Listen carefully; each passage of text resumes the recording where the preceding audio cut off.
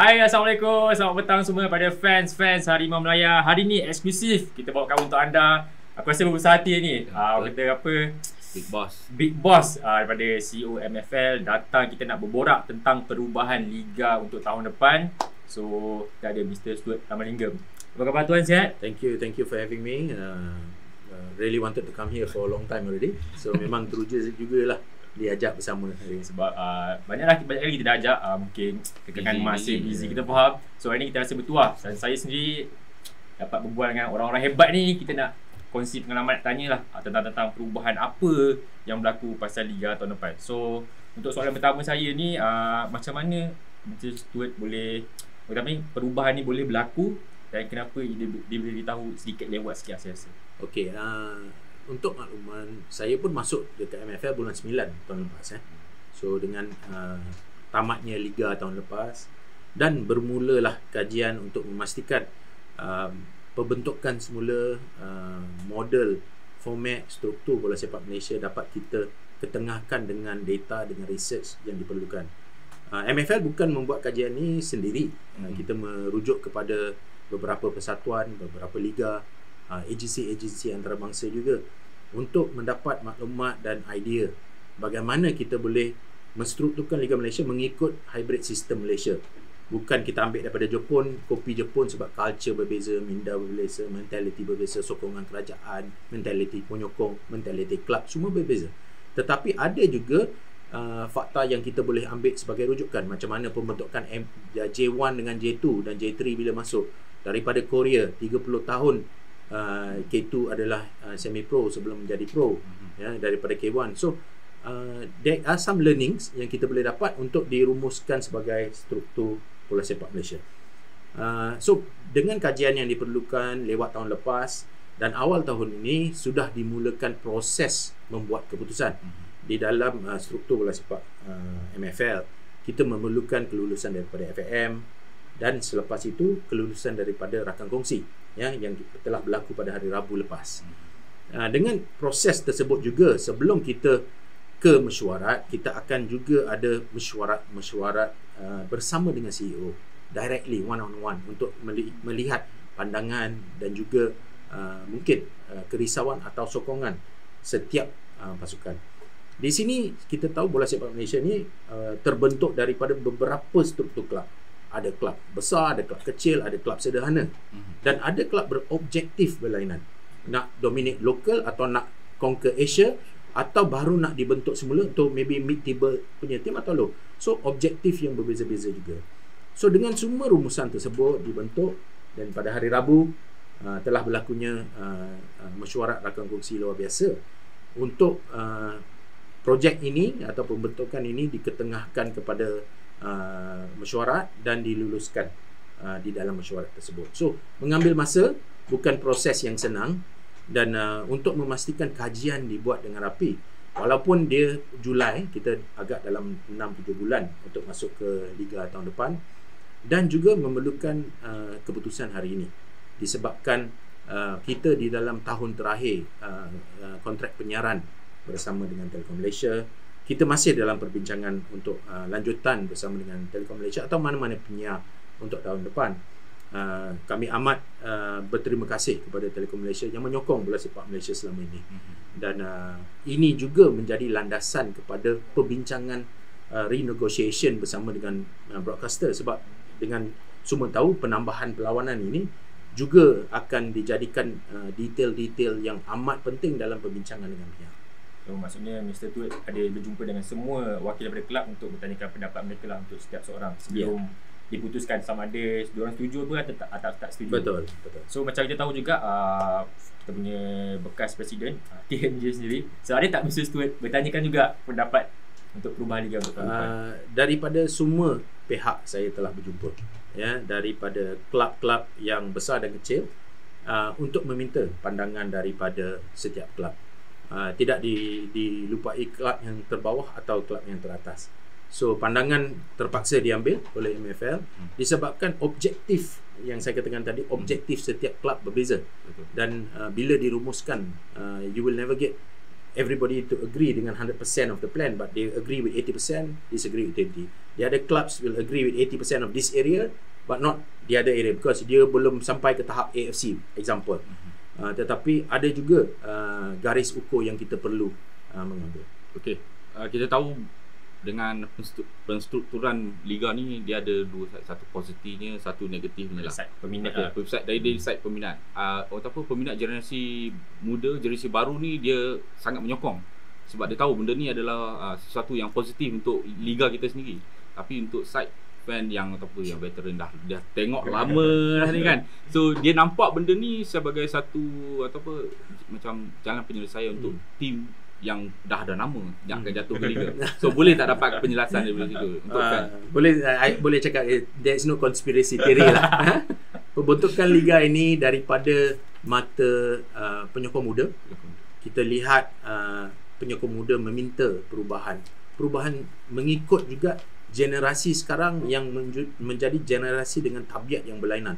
The culture of consuming content, the culture of sponsorship, the broadcasters, the sponsors out there, fan environments, the demand. Sekarang ni penyokong tak payah datang ke stadium, dia boleh tonton di rumah. Kalau dia tonton di rumah, dia ada banyak entertainment option lagi. Like dulu 8:30 kena tengok selepas berita tengok bola. Itu jadi culture gitu. Tapi dengan perubahan urbanization ni, berubahlah tabiat. So football needs to remain competitive untuk memenangi perhatian penyokong, penaja dengan broadcaster ni.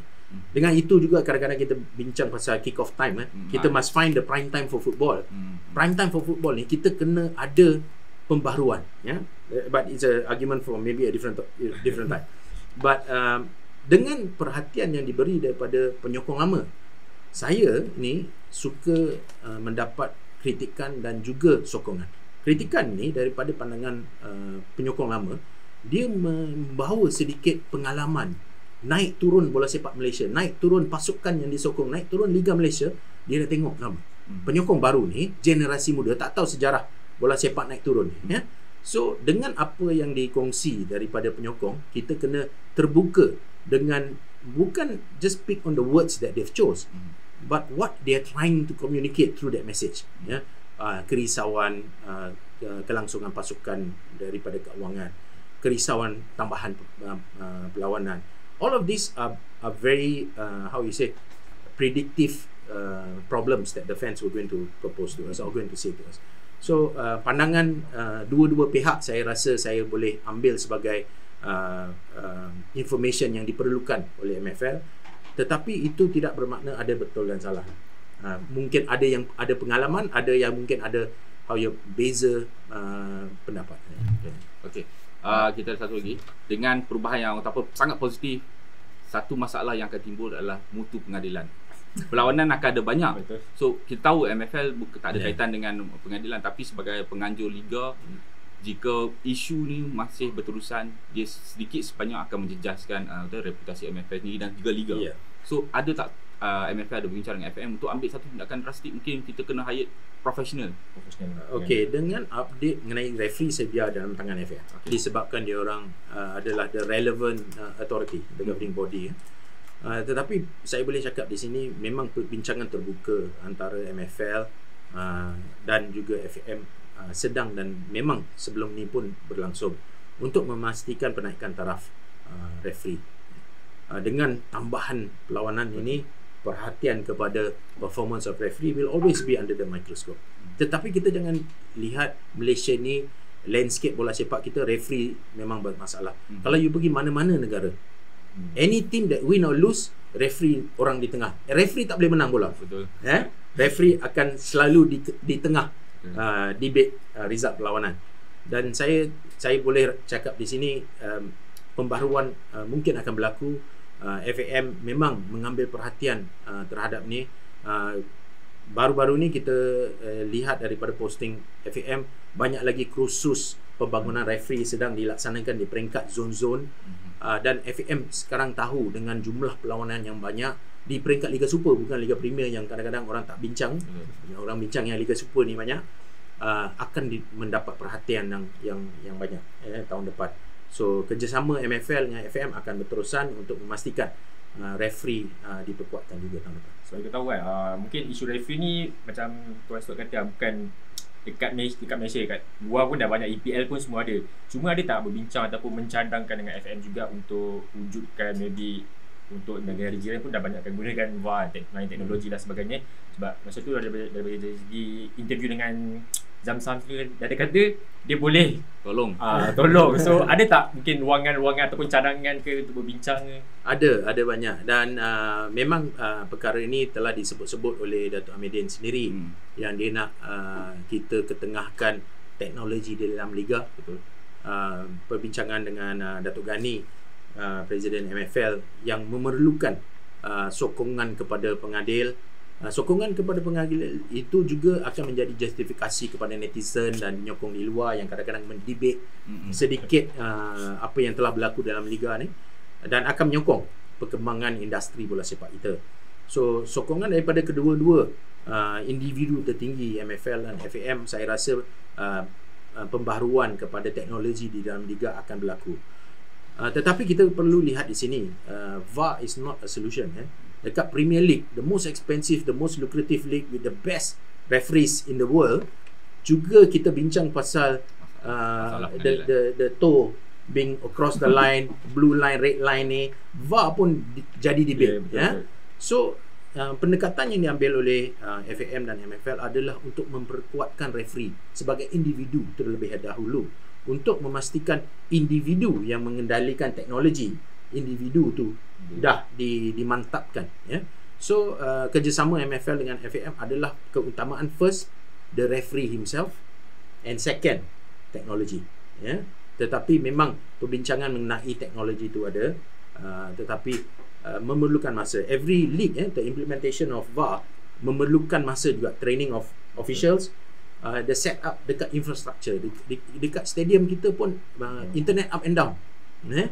Dekat VAR set up, you got centralized set up or mobile set up. Centralized set up, you boleh adakan macam dekat office MFL, semua broadcast come here, kita ada VAR, go back to stadium. Tapi itu memerlukan connectivity yang tinggi. Atau you ada connectivity dalam stadium, memerlukan ruang disediakan. So dalam infrastructure, keperluan teknologi, keperluan connectivity, training of referees, semua pembaharuan ini memerlukan masa. So MFL masih dalam perbincangan dengan FM mengenai hal ni, disebabkan kos dia pun agak tinggi with the number of matches that we have. Dulu kos tinggi dengan 132 perlawanan Liga Super. Sekarang dengan 306 perlawanan Liga Super, kos pun meningkat ekstra. Tapi pastinya akan ada perubahan lah. Mungkin dia sikit-sikit lah akan ada perubahan untuk kita memantapkan time by time. Isu paling hangat diperkatakan adalah isu pemain import, kota 9 pemain import. Secara realitinya kita tahu setakat ni hanya beberapa pasukan, Selangor, Terengganu dengan JDT yang ada kewangan yang cukup kukuh. Betul, saya dengar masa press conference itu Tuan Stuart ada cakap kita nak even playing field kepada semua. Tapi secara realitinya dengan masalah yang ada pasukan yang akan cuba walaupun dia tak mampu, orang tak ukur baju sendiri. Dia orang selalu kebanyakannya tak akan dengar lah. Dia orang akan cukupkan kota 9 kota, and ini akan cetuskan isu masalah gaji kan. So boleh tak komen sikit kenapa kita faham dengan penambahan kota ni? Okey, penambahan kota ni bukan penambahan, is the evening the playing field untuk saya. Disebabkan atau teguran, kritikan, mungkin bantahan daripada pasukan-pasukan adalah di mana ketiga pasukan yang bersaing di dalam Liga Malaysia ada keistimewaan dengan adanya feeder club di Premier League. So dengan selection of players, tiga pasukan ini bukan JDT saja tapi Selangor dan juga Terengganu ada keistimewaan 9. Sekarang dengan adanya keistimewaan 9 tu adalah untuk semua. Tiba-tiba bukan ada keistimewaan untuk tiga pasukan. Keistimewaan tu diberi kepada semua. Tetapi terpulang pada pasukan. Sekarang kita dalam industri profesional, bukan lagi FA tetapi FC. Dengan objektif industri dan competitiveness yang berbeza. So kita perlu juga menghormati pasukan-pasukan ni adalah pasukan FC yang ditanggung oleh individu sekarang. Zam for example dekat Kelantan. Jikalau Undang-Undang 9 diberikan kepada tiga pasukan, sebab apa tak boleh bagi Undang-Undang 9 kepada Zam? Dengan kemampuan, kebolehannya sebagai entrepreneur dan juga pemilik kelab, dia patut jaga buku akaun dia sendiri, ya, dan mengikut bajet pasukan sendiri. Liga, tugas kita adalah untuk memastikan peraturan adalah adil untuk semua, ya. Dan di sini juga di dalam Liga Malaysia kita ada undang-undang pada masa ini 30 pemain boleh didaftar di Liga Super. Adakah you tahu how many teams fill that quota? Hanya 2 pasukan saja memenuhi kota 30 buat season ni lah. Buat season ni, ya, di dalam Liga Super. Dengan itu menunjukkan kota, perkataan kota tu tidak satu kemestian. Ini terpulang pada pasukan. MFL hanya the organising body. Di sinilah tugas kelab sebagai professional body, dan saya amat risau kadang-kadang stigma 1-2 pasukan menjadi stigma liga, tetapi juga menjadi stigma kepada semua pengurusan pasukan yang berjaya. Sebab pasukan yang berjaya menguruskan kelab dengan betul, dengan tight budget, PJ City for example mengambil keputusan tak nak foreign player, walaupun ada 5, dia tak nak langsung, dia ambil local player sebagai key objective kelabnya. Di sini kita boleh tengok kelab dah semakin lama semakin teratur. Tetapi kita juga menggunakan stigma 1 atau 2 kelab yang masih belum lagi diuruskan dengan sempurna sebagai stigma kepada liga kita. Dan saya sebagai CEO yang profesional menghormati CEO profesional di kelab masing-masing, dan kita bagi peraturan dan kebebasan dan tanggungjawab kepada kelab untuk menguruskan keuangan sendiri. So ni lebih jelas sebab pada mula pengumuman tu orang mungkin kenapa 9 ekor, orang suka baca headline saja. Sebenarnya pecahan tu tak baca. Pecahan tu tak baca. So dia depends pada kelab masing-masing. Sekarang ni dah adil semua, kalau nak ambil 9 ikut bajet sendirilah. Ada kelab yang mengambil pemain muda. Kita tengok Selangor, walaupun ada 9, dia ada pemain muda dan pemain foreign yang agak murah, ya, yang menjadi sekarang key dalam first 11 Liga Supernya pula, ya, tahun ni dan tahun lepas kita boleh tengok Selangor ketengahkan ramai pemain muda foreign, yang pemain mahal yang senior mungkin tidak ada kesan, yang Jordan Abilaya, Alex, semua yang masuk ni ada kesannya. So dengan percaturan kelab profesional, sekarang tanggungjawab pada kelab dan jurulatih untuk rumusan dan resepi foreign playernya, dia nak apa. Sebab kita tahu match day you ada 3+1+1 yang masih diguna pakai untuk memastikan local player kita atas padang tidak akan terjadi. Satu on the bench tu sekarang based on the coach. Coach, you decide, you nak 7 ke, you nak 6 ke, you nak 8 ke, you nak 2 ke, suka hati. Sebab dia berbalik pada kelab masing-masing. Sebab masa dalam press conference dia beritahu ada 2 kelab yang mengalami masalah gaji almost 4 juta. 4 juta. So macam mana mungkin Tuan Stuart boleh nak pastikan untuk Liga tahun depan dia revenue saya rasa akan makin naik, pembelanjaan akan makin naik. So macam mana nak memastikan supaya tak ada lagi masalah-masalah gaji ni timbul di antara kelab? Mungkin ada guideline ke yang pihak MFL bagi? Saya rasa perubahan sehingga hari ini, berubahnya sistem FA to FC yang telah bermula 2 tahun lalu, dan dengan di mana kita berada sekarang banyak perubahan yang positif, ya, daripada number of cases yang di dalam FAM pada tahun lalu 200 lebih case, today itu active case hanya 10 case, kurang daripada 10 case, menunjukkan perubahan sistem pengurusan setiap pasukan. Di sini kita patut menjadi garis ukur kepada progres. Progres tu tidak bermakna kita tak lepas esok kita 100%, you know. So this is positive movement. Tetapi masih betul, masih ada kekurangan di dalam pengurusan kelab di peringkat domestik.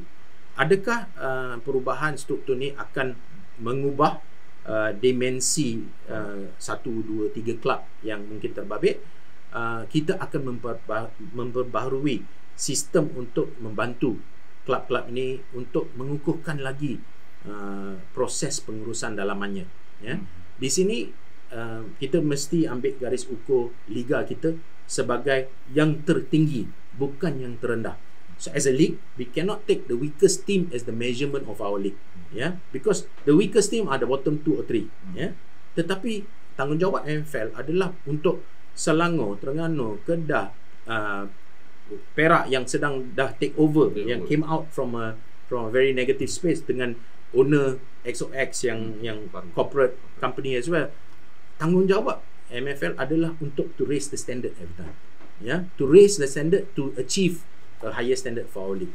Tapi kalau kita tidak berani mengambil perubahan disebabkan 2 atau 3 pasukan yang mungkin di dalam situasi yang sukar, saya berlaku tidak adil kepada yang partner saya yang lain.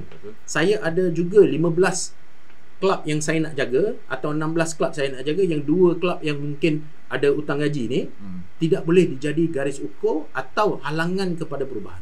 Okey, untuk kita tahu kita nak berubah jadi klub yang berkualiti.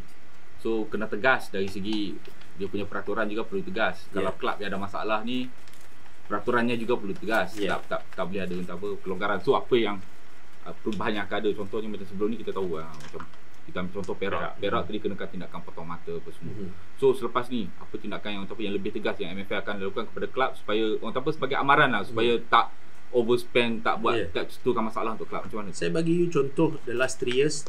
Penang, PDRM, Perak, Kelantan pernah ditolak mata. Di mana klub tu sekarang? Berjaya. Penang, PDRM, Perak dan Kelantan take over dan diuruskan dengan sempurna sekarang.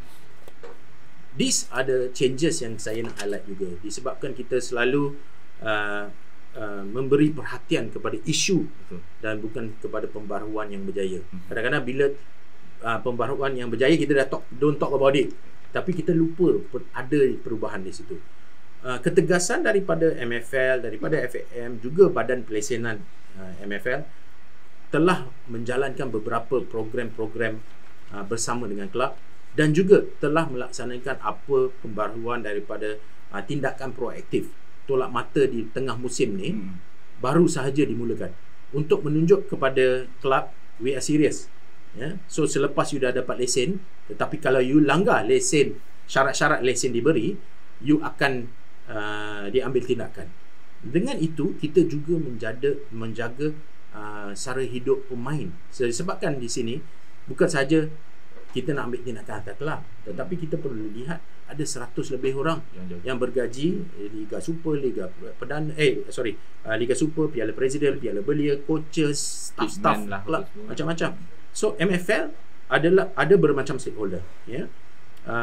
Kita perlu menjaga industri, kita perlu menjaga kestabilan liga, kita perlu juga menjaga kelab, pemain, coaches, ya, di mana apa yang berlaku di peringkat kelab adalah satu situasi semasa yang perlu kita handle pada masa itu, pada hari itu, dengan taktik-taktik untuk memastikan liga tak jatuh, liga tak tutup, kelab tak tutup dan bayaran dibuat. So kita banyak win-win situation yang kita kena cari ni.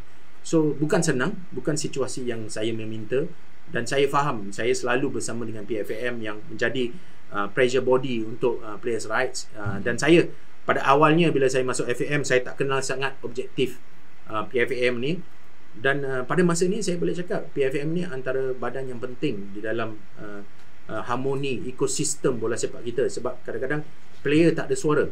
Dengan PFAM ni dia orang ada suara sekarang, dengan ada badan expert yang boleh memberi nasihat perundangan, proses perundangan yang boleh diketengahkan dengan keputusan untuk membela hak pemain.